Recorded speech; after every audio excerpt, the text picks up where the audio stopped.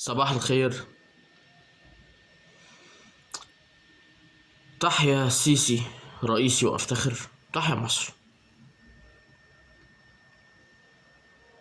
كل بني ادم خطائين وخير الخطائين توابين.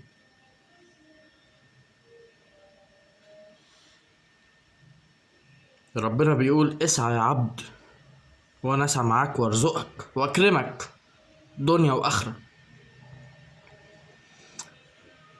اعذروني في الكلام اللي انا هقوله ده، ودي الحقيقه اللي الناس مش قادره تستوعبها. الشعب المصري فاشل.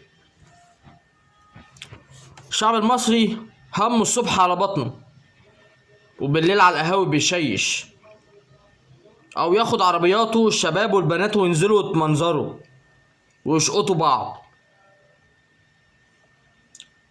شعب منعدم الضمير، شعب ما بينتجش، شعب ما بينتجش، شعب نسي ربنا بقى بيفكر في الفلوس واي فجور وخلاص.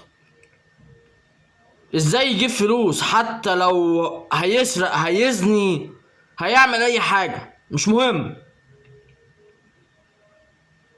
محدش بيفكر غير في نفسه وبس. عايزين ايه من شعب ما بينتجش؟